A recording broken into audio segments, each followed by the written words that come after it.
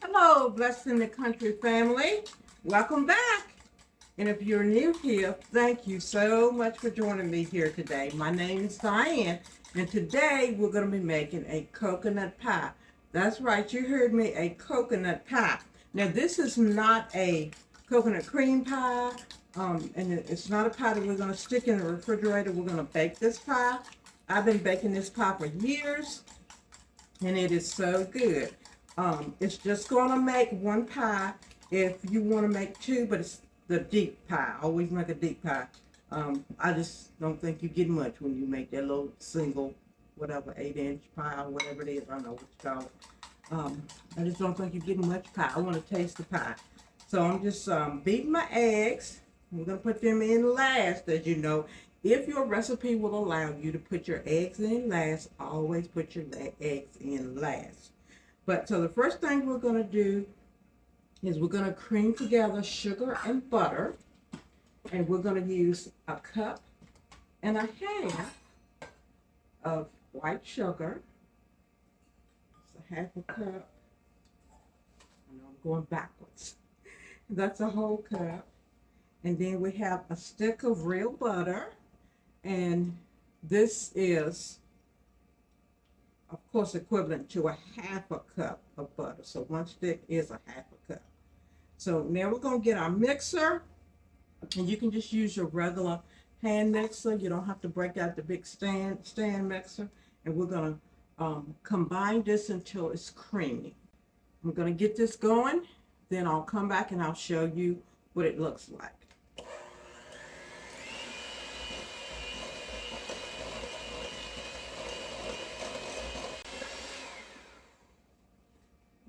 Halfway through, so I blended for maybe a good 30 seconds. I'm just going to scratch down my bowl so we can get all of this in here together. Everything just kind of splashed up on the side. And we're going to continue to blend for another minute or so. And we'll be back. That looks great. And again, we're going to just scrape down.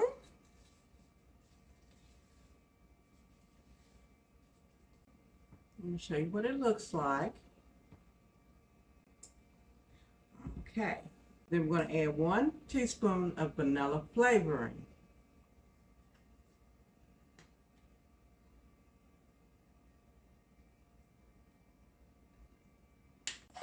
And to that, we're going to add just a pinch of salt.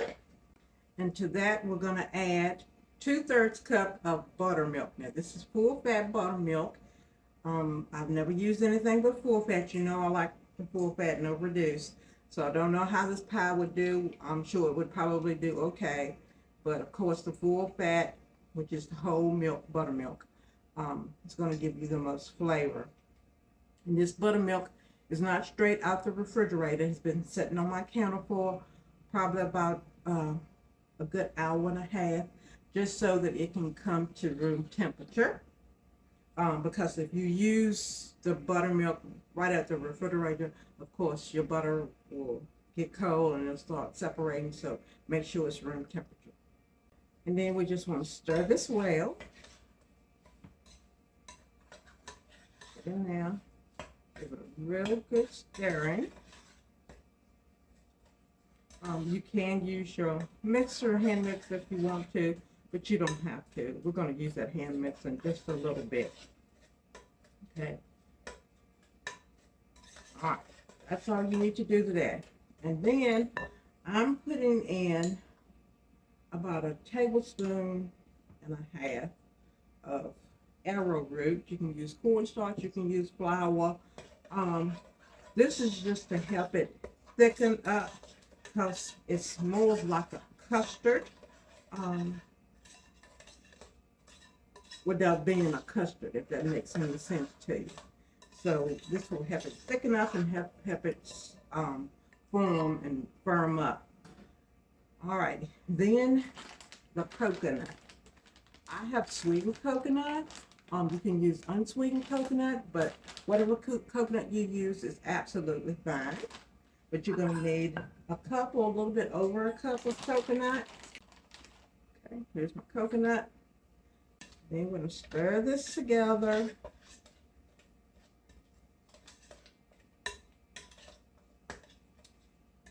And because I'm using sweetened coconut,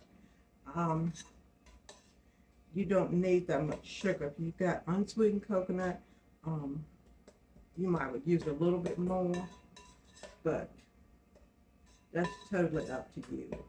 I always use sweetened coconut, and this comes out just fine. All right.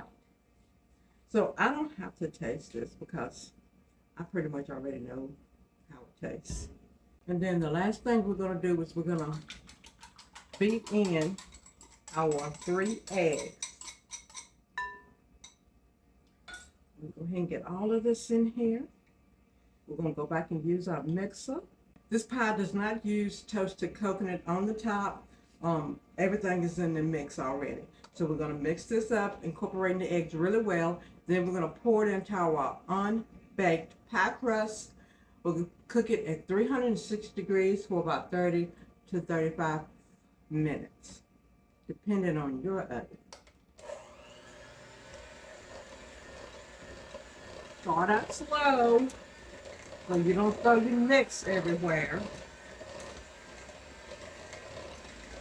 And you can increase your speed. That smells good. Okay, that's good. So we mixed that for about a good 2 minutes. We're gonna scrape some of this. We'll scrape down our bowl, give it a nice stir, and we're gonna pour it into our deep dish pie crust.